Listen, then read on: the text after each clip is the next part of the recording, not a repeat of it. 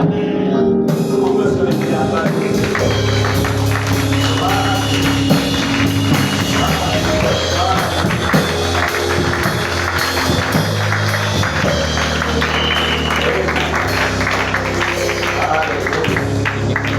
Vous pouvez vous asseoir. Bonjour à tous. Nous saluons ceux qui viennent pour la première fois. Donc, certainement cela a déjà été fait, mais on va le faire. Vous êtes là pour la première fois, vous inscrivez la main. Voilà Dieu. Que Dieu vous bénisse. Amen. C'est la bienvenue au milieu de nous ce matin. Voilà Dieu. Alors, comment ça va? Ok, Dieu soit béni. Ok, avec déjà, ça fait longtemps que j'ai vu. J'ai vu, ah oui, il y a aussi,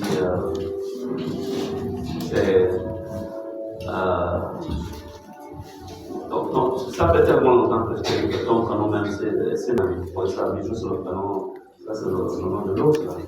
On ne va pas prononcer ça n'importe comment. Ok, Dieu vous bénisse abondamment. Ce matin,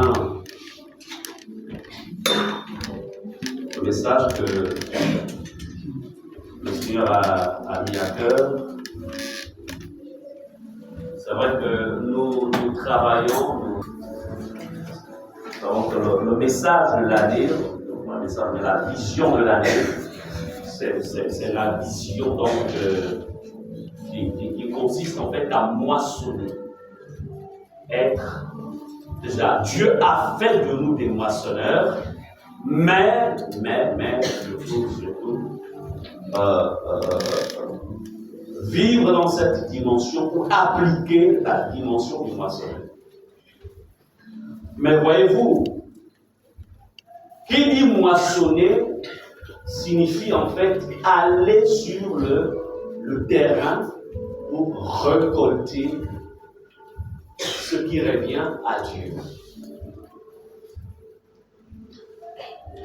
Et comme j'ai l'habitude de le dire, la marche du chrétien est avant tout une marche spirituelle. Est-ce qu'on peut répéter marche spirituelle? Marche spirituelle. Dans ce travail-là que Dieu nous demande de faire, je voudrais ici vous dire que nous avons besoin d'avoir un certain équipement. Nous avons besoin, ou vous aurez besoin de savoir comment l'ennemi aussi travaillera pour vous empêcher d'accomplir le mandat de Dieu. Vous savez, ça ne dérange pas le diable. Si tu peux venir tous les jours à l'église, tu t'assois, tu écoutes le message, tu repars chez toi, et le dimanche suivant, tu reviens. Franchement, tu n'es pas un danger pour lui. Tu n'es pas un danger. Tu deviens dangereux lorsque tu travailles dans le couloir dans lequel le Seigneur, en fait, t'avait déjà prédestiné. Donc, il y a deux types de chrétiens. Il y a ceux qui font du mal au temps des ténèbres, et il y a ceux qui sont en fait un peu comme le chat. Le chat, quand il joue avec les lézards ou autre, en fait, un peu, il est là. En fait, il n'est pas offensif. Mais Dieu veut faire de vous des chrétiens offensifs. Est-ce qu'on peut répéter offensif? Amen. Alors, lorsqu'on rentre dans cette dimension-là, d'être un chrétien, une chrétienne offensive, ou un chrétien offensif, comprenez que vous n'échapperez pas, en fait, à l'arme que le monde des ténèbres utilise beaucoup, c'est l'arme de la réclamation. Répétons réclamation. L'arme de la réclamation. C'est pourquoi ce matin, je vais vous parler des signes d'une réclamation de la sorcellerie familiale contre les chrétiens. Je reprends. Les signes d'une réclamation du monde sorcellaire ou de la sorcellerie familiale contre un enfant de Dieu. Parce que nous sommes en fait une armée divine. Et si nous ne connaissons pas les stratégies de l'ennemi, on va aller sur le terrain, on va être une grande armée, on va par exemple, c'est une troupe par exemple un contingent de 1000 soldats, mais si ces 1000 soldats-là ne connaissent pas en fait comment les choses se passent sur le terrain, mais il n'y a que 300 qui le nom. Et les 700 autres, en fait, vont être atteints sur le terrain de la guerre. Mais Dieu ne voudrait pas, Dieu ne veut pas que ceux de son armée, en fait, Dieu ne veut pas qu'il y ait des pertes. Amen. Amen. Je suis allé, en fait, je n'ai perdu aucun de ceux que tu m'as donné en dehors. Est-ce que vous comprenez cela? Bien-aimés, je veux que vous compreniez ce matin que vous êtes, nous sommes en guerre. Nous nous levons chaque matin. Nous allons au travail. Nous allons dans, comment dirais-je, pour ceux qui apprennent, vont dans leur établissement respectif. Mais le monde matériel est différent du monde spirituel. Si vous voyez selon le monde physique, vous deviendrez naturel et vous tomberez dans les pièges de l'ennemi. Les signes d'une réclamation, tous autant que nous sommes ce matin, je vais vous dire une chose, et je voudrais encore vous le dire. Tous, l'ennemi, à un moment de notre vie, nous réclame. Tous, il nous réclame. Ne vous y trompez pas. Dès l'instant où nous sommes issus des familles dans lesquelles il y a eu des adorations, il y a eu adoration de quoi? D'idoles. Les personnes ont été initiées dans ces familles. Ça peut être ton grand-père, ça peut être ton arrière-grand-père, et même toi-même. Dès l'instant où il y a quelqu'un qui a adoré les idoles, dès cet instant, cette famille devient une famille, en fait, dans laquelle, en fait, qui porte la marque de l'ennemi. Maintenant, ce que Jésus fait, il vient nous arracher. Amen. Donc, ce que je voudrais, quand je lis mon introduction, j'ai mis ceci: le chrétien de ces temps se trouve dans l'âge final de l'Église. Là encore, vous comprenez ceci. Nous sommes dans l'âge final. Donc, qu'est-ce qu'on appelle âge? C'est une période bien déterminée. L'Église, je ne parle pas de l'Église dénominationnelle, non. Je parle de l'Église en tant que corps universel de Christ. L'Église qui a vu sa naissance depuis la Pentecôte et qui continue son existence. Nous sommes au XXIe siècle. Donc ça fait 21 siècles que l'Église de Jésus-Christ existe sur la terre. 21 siècles. Mais c'est une parenthèse dans le temps de Dieu, une parenthèse. Mais cette parenthèse, elle est en train de se fermer. Elle est en train de se fermer. Alors, le chrétien mal enseigné ou non enseigné pourrait devenir une proie facile du monde des ténèbres afin de l'empêcher d'achever la mission que le Seigneur nous a tous assignée ou a assigné à notre vie. Tout ce que vous voyez et vous verrez dans la suite du temps. Aujourd'hui, ce n'est plus un secret pour personne. Le milieu ecclésiastique est de plus en plus infiltré par des faux pasteurs, des faux prophètes, des faux docteurs qui ont été en fait qui ont été envoyés par le monde des ténèbres afin de créer une confusion. Plus en plus. Nous sommes infiltrés. Répétez, nous sommes infiltrés. Ça, je vous le dis. Nous sommes infiltrés. Mais vous ne pouvez peut-être pas facilement les reconnaître. Mais je vous donnerai tous les enseignements. Parce que vous n'êtes plus comme à notre époque, où nous avions accepté le Seigneur. À notre époque, en fait,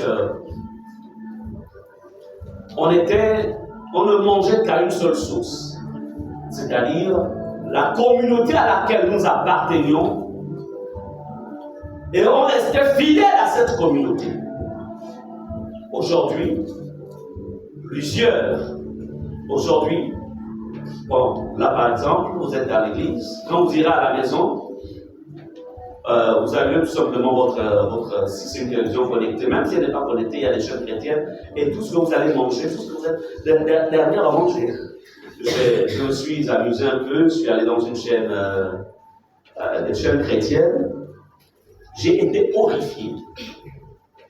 Horrifié de constater que ce soi-disant, bien sûr, c'était un pseudo homme de Dieu appartenant d'un pays que je ne citerai pas ici. J'ai vu cet homme exercer le ministère. Quand je l'ai vu exercer le ministère, j'ai dit, mais il est en train de faire de la sorcellerie sur l'estrade.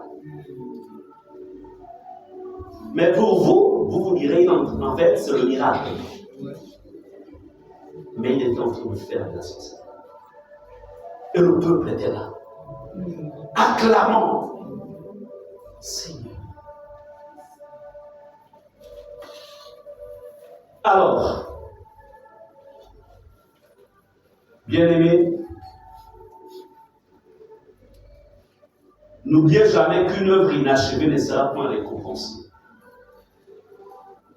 Si vous n'achevez pas l'œuvre pour laquelle Dieu vous a envoyé à Ephata, une œuvre inachevée n'est point récompensée.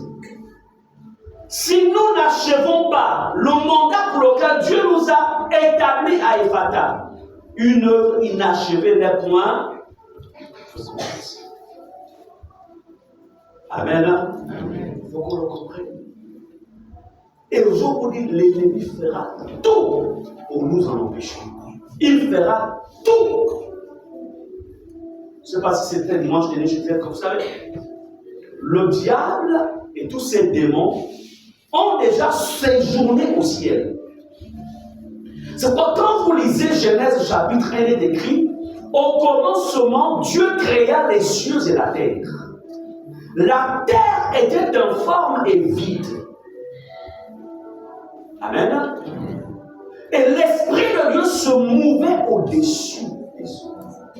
La question, pourquoi, en fait, qui rendit la terre informe et vide? Parce que l'homme apparaît à partir de Genèse chapitre 2. Au chapitre 1, Dieu exprime son intention. Mais avant Genèse 1, il y eut une création. Amen. Peut-être pas la création humaine, mais il y eut la création angélique.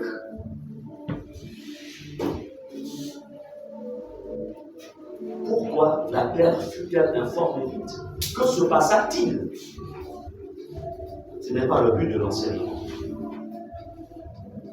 J'aurai certainement l'occasion de vous enseigner là-dessus. Amen. Donc, je voudrais vous lire l'ennemi fera tout. Alors, l'ennemi va utiliser, nous sommes sur les stratégies ou les signes. Comment sauras-tu que ta vie est réclamée? Comment sauras-tu que je suis réclamé par le monde éternel? Je suis réclamé par la sorcellerie qui est dans ma famille.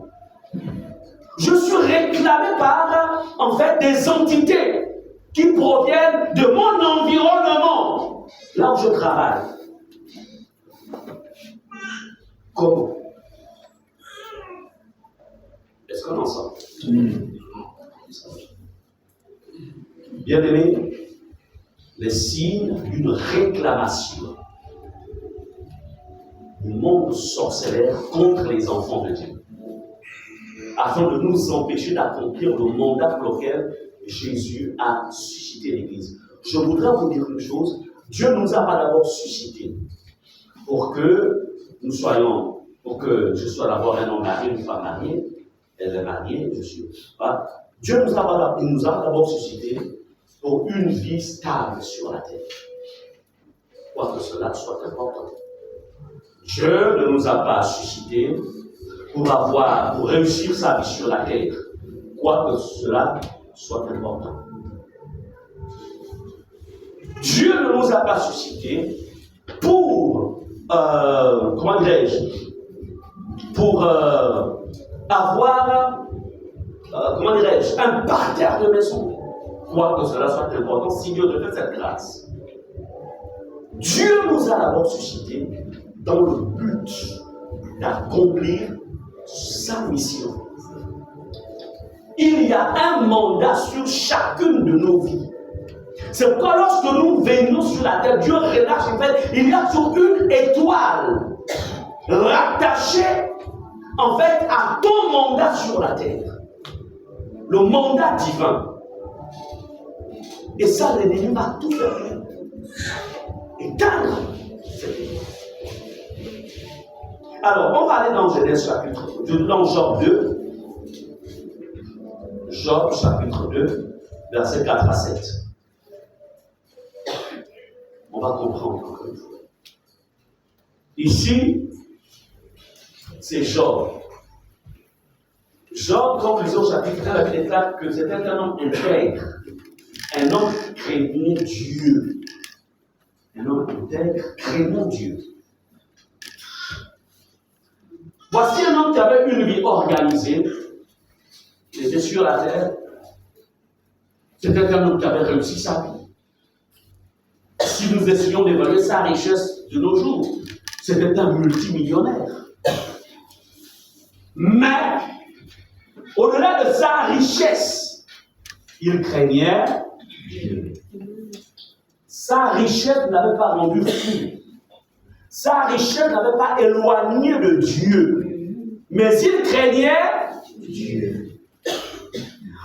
Quoi qu'il fût un homme qui craignait Dieu, le diable, et voilà cet homme sur la terre, tout va bien, sa famille, ses affaires, mais il ne savait pas que dans le monde invisible, il y avait en fait une conférence, si je peux dire ça comme ça. Satan se déplaça et alla trouver Dieu dans le ciel pour réclamer Job. Vous lirez cela en fait à partir du chapitre 1. Je vais juste m'arrêter, je vais juste m'intéresser au chapitre 2, versets 4 à 7. Alors, donc un dialogue donc, est activé entre Dieu et Satan. Au verset 4 du chapitre 2, et Satan répondit à l'Éternel. Comme les autres chapitre 1, l'Éternel en fait fait l'éloge de Job. N'as-tu pas vu mon serviteur Job? Il n'y a personne comme lui sur la terre. Monsieur a commencé à vanter les mérites de Job. Alors on va au verset 4. Et Satan répondit à l'Éternel, au verset 2 de Job. Peau pour peau, tout ce que possède un homme, il le donne pour sa vie. Mais étends ta main et à sa chair. Et je suis sûr qu'il te maudit en face. L'Éternel dit à Satan, voici, je te le livre. Seulement épargne sa vie. Verset 7. Et Satan se retira de devant la face de l'Éternel. Puis il frappa Job d'un ulcère malin, depuis la plante du pied jusqu'au sommet de la tête. Réclamation. Job sur la terre se met à vivre, c'est-à-dire sa santé en fait bascule. Les scientifiques disent même qu'il a un cancer. Les entreprises de Job, c'est-à-dire que ça a subi une crise sans précédent. Les économistes avaient pu trouver en fait le problème de la chute de ces affaires. Vous savez que les scientifiques trouvent toujours des solutions. Ils ont des réponses à tout. Mais les réponses que peuvent donner les scientifiques ou des experts en économie, ça c'est le raisonnement, c'est l'intelligence humaine qui n'a rien à voir avec les réalités du monde invisible. C'est pourquoi je voudrais vous dire une chose, lorsqu'on est enfant de Dieu, il est mieux pour vous de développer de permettre au Saint-Esprit de développer vos capacités spirituelles afin que vous appreniez à interpréter les situations qui arriveront dans votre vie selon la connaissance spirituelle des choses. Ou je dirais, je préférerais dire la connaissance divine. Au lieu de les interpréter selon l'intellectualisme des hommes. Est-ce qu'on en sort? Donc, Job est réclamé. Il ne savait pas qu'il était réclamé.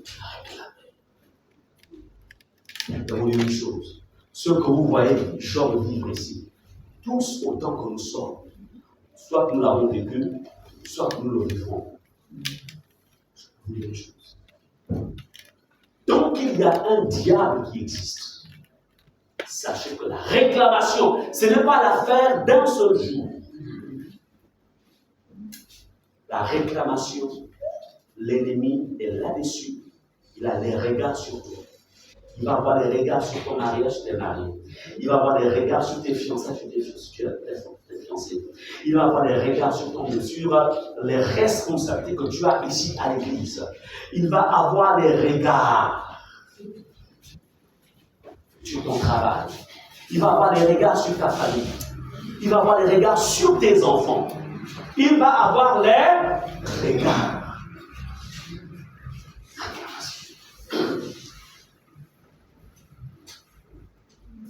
Alors, nous voyons ici que Job, la seule chose que Dieu ne permit point, c'est que Satan puisse tuer Job. Dieu lui dit, ne touche pas à sa vie. Mais cependant, le reste là, vas-y. Et quand vous lisez l'histoire de Job, c'était compliqué. Aucun homme n'a aussi souffert dans l'ordre de Jésus, qui porta les péchés de toute l'humanité, des générations passées, présentes et futures. Mais en dehors de Jésus, personne n'a souffert comme Job.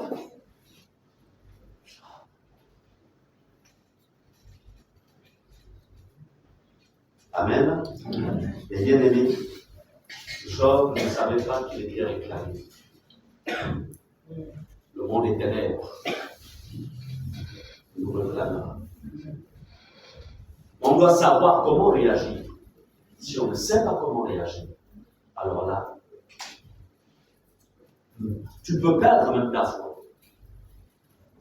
Allons-y dans Zacharie chapitre 3. Nous sommes en train de voir ces versets qui vont nous situer sur la réclamation. Donc, Zacharie chapitre 3, versets 1 à 3. Nous lisons la parole de Dieu. Zacharie 3. Zacharie, on nous dit, chapitre 3, verset 1. Il me fit voir Josué, le souverain sacrificateur, debout devant l'ange de l'Éternel. Et Satan qui se tenait à sa droite pour l'accuser. On va appeler ici l'ancienne Gisèle. On va essayer un peu de simuler ça. Donc, l'Éternel dit à Satan que l'Éternel te réprime. Satan, que l'Éternel te réprime, lui qui a choisi Jérusalem, n'est-ce pas là un tison arraché du feu? Or, Josué était couvert de vêtements sales et il se tenait debout devant l'ange. C'est-à-dire que, par exemple, c'est un sacrificateur, donc Josué. Et puis, bon, on ne va pas prendre quelqu'un pour dire que c'est pas ça, sinon on va dire, voilà, parce qu'on va dire que c'est moi Satan, c'est pas. Alors non, on va dire qu'il est imaginaire, voilà. Alors, voici donc le sacrificateur Josué, et la Bible dit, et Satan se tenait à sa droite pour l'accuser, pour la réclamer. Là, on a affaire à qui maintenant? Sacrificateur, ça veut dire que, en fait, c'est un prêtre de l'Éternel. Alors, mais au-delà de sa position de prêtre, de serviteur de Dieu, Satan s'est arrangé, en fait, à se tenir là pour l'accuser, pour le réclamer, pour dire, j'ai le droit de toucher à sa vie, j'ai le droit de toucher à sa foi, j'ai le droit de toucher à son engagement avec toi, j'ai le droit. L'accuse. Au verset 3, il dit, or Josué était couvert de vêtements sales. Ici, on peut voir la cause pour laquelle Josué était réclamé, parce que ses vêtements étaient sales. En fait, il était sorti du couloir de la sainteté. Il était sorti du couloir de la pureté. Il était sorti, en fait, du couloir de la communion personnelle avec Dieu. Je voudrais vous dire ceci. À chaque fois que vous sortiez du couloir de la sainteté, de la pureté, de la relation personnelle avec Dieu, vous vous exposez en fait à la réclamation. Est-ce que vous comprenez cela? Amen. Il y a des anges qui ne peuvent pas travailler en votre faveur parce que vous êtes en mode de réclamation. Mais surtout parce que la réclamation, en fait, elle est même justifiée. Il est bon quand tu es réclamé et que, bon, il y a l'objet de la réclamation, en fait, ne se justifie pas. C'est juste des accusations fortuites.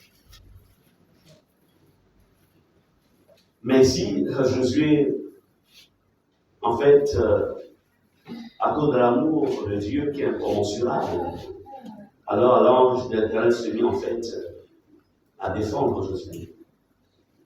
Alléluia. Amen. Ce qui nous intéresse ici, c'est qu'en fait, nous constatons que là encore dans Zacharie, on peut voir la réclamation. Comment en fait Satan était en train de réclamer Jésus.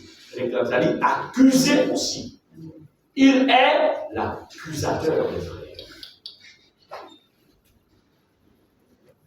On va prendre un dernier passage. Luc 22, verset 31 au verset 32. Luc chapitre 22, verset 31 au verset 32. Nous lisons ce qui suit. Ici, c'est le Seigneur. Ce passage que nous connaissons déjà. On va le relire.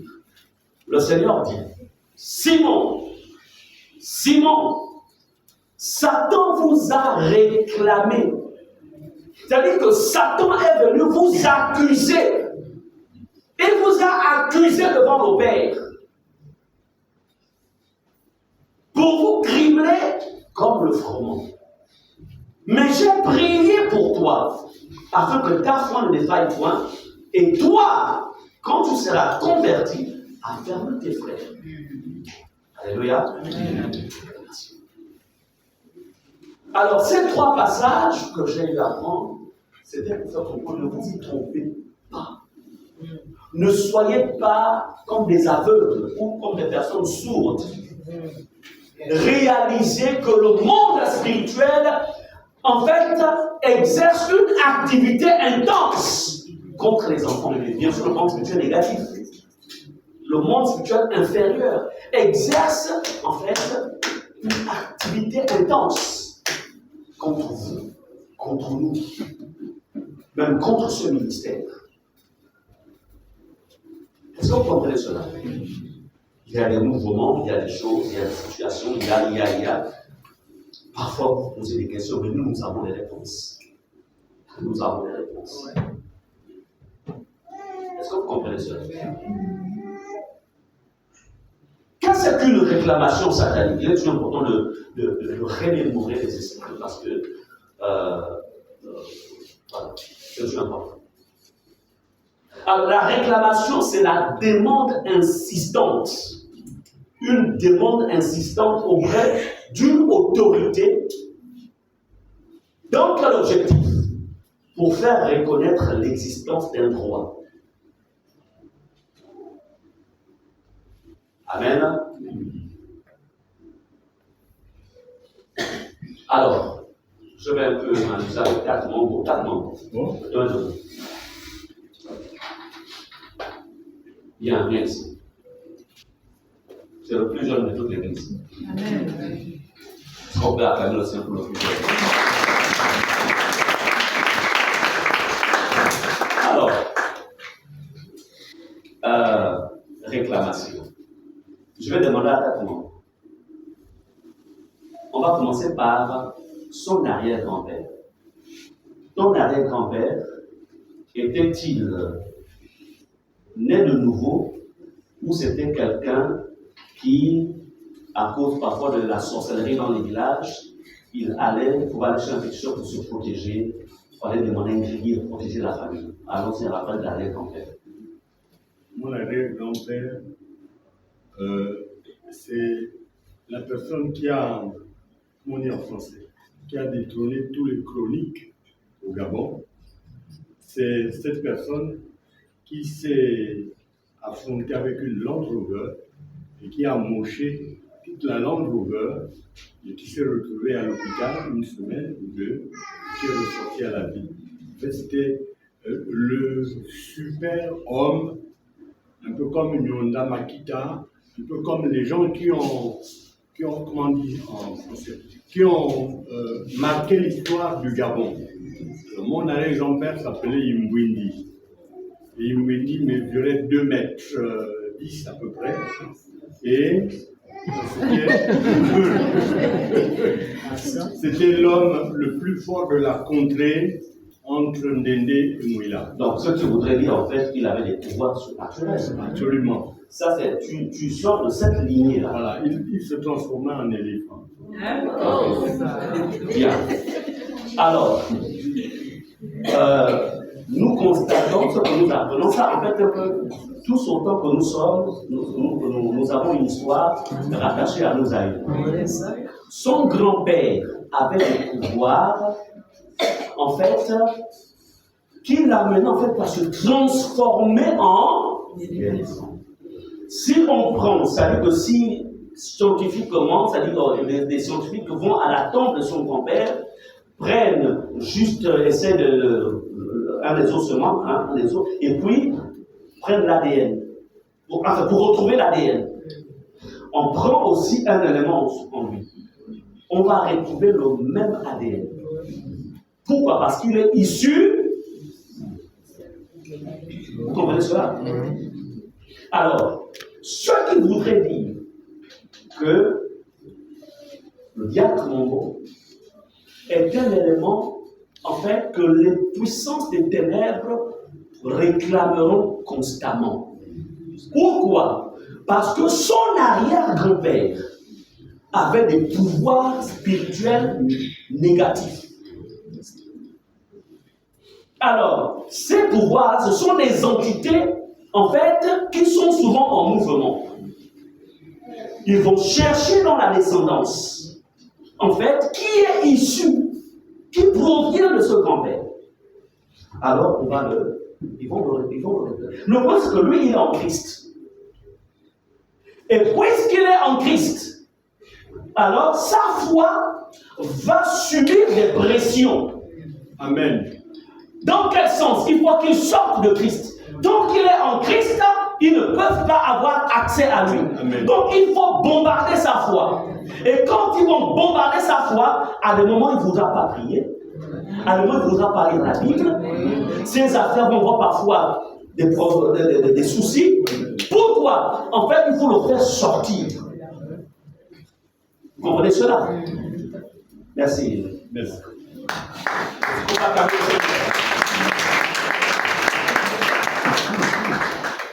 Donc, la réclamation sur la définition donnée, c'est la demande insistante auprès d'une autorité. Les esprits vont vers Dieu et disent, nous le voulons, parce que son grand-père nous appartenait. Et son grand-père nous avait donné, en fait, l'autorisation sur toute sa descendance jusqu'à la 4e génération. Et lui, il n'est que de la 3e génération. Alors, il me le faut. Et c'est la même chose avec nous tous. C'est la même chose. C'est pourquoi il y a des pesanteurs que vous allez ressentir. Il y a des fatigues inexplicables. Il y a en fait parfois des découragements qui vous arrivent. Vous dites, mais qu'est-ce qui se passe? Vous êtes en mode réclamation. Donc, il peut s'agir donc aussi de la réclamation d'une dette, ou encore d'une chose, nous appartenons à notre bien de cause. Bon, je ne vais pas rentrer dans.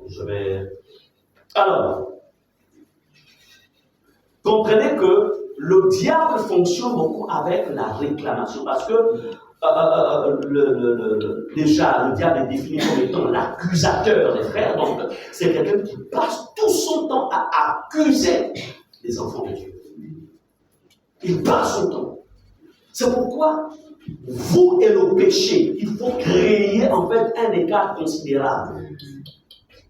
Et s'il arrive que tu pêches, ne dors pas avec le péché. Applique 1 Jean 1,9. Si nous confessons nos péchés, il est juste et fidèle pour nous les pardonner. Ne dormez jamais avec le péché.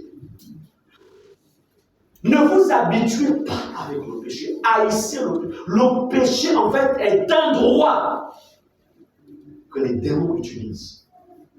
Que même les agents sorcellaires utilisent pour chercher, en fait, à le récupérer. Alors, comment reconnaître? Quels sont... On va maintenant rentrer dans les signes. J'en ai retenu 3. À chaque fois qu'on finira, qu'on arrivera à la fin d'un signe, on se lèvera, on combattra, on détruira au nom de Jésus. Amen. Amen. Parce que le culte, ce n'est pas seulement écouter, mais c'est aussi faire en sorte que ce qui est dit, en fait, soit pratique dans la vie. Alors, comprenez ceci, lorsqu'un chrétien, quand un chrétien ne voit pas le frère qui n'est pas venu ce matin, ne voit pas non plus la sœur qui n'est pas venue, lorsqu'un chrétien, tu te vois toi. Parce qu'il y a aussi parfois des enfants qui disent, quand tu viens à l'église, ils écoutent le message pour les autres. Ah, aussi, la sœur aurait dit, allez, arrête mon message. Tu as tout ce qu'elle dit. Alors, le problème, c'est que tu es en train de tout prendre et de le donner à l'autre. Et toi-même, tu restes vide. Donc, mange d'abord, rassasie-toi avant de penser à l'autre. Comme pour dire le salut d'abord, personnel. Alors, comprenez, lorsque tu es victime d'assaut de sorciers, les sorciers ne nous font pas peur parce que nous avons le pouvoir de marcher sur les serpents et les scorpions, mais il faut savoir comment les esprits, comment le diable travaille avec eux pour les neutraliser. Le sorcier a besoin d'être sauvé, mais les esprits qui travaillent avec eux doivent être neutralisés, doivent être liés, doivent repartir dans le monde des ténèbres, et on doit libérer la personne sorcière. Amen. Amen. C'est très important. Donc, c'est pourquoi je disais ceci, lorsqu'un chrétien est victime d'assaut des sorciers, il devient de plus en plus désorienté ou confus. Lorsque dans ta marche, en fait, tu perds les repères dans ta vie conjugale, dans ta vie professionnelle, dans ta vie scolaire, universitaire, ta vie familiale. En fait, même dans l'église, tu es comme dans une forme de confusion. En fait, tu ne sais plus trop, en fait, tu as du mal à te retrouver. Et moi, je vais me faire à l'église.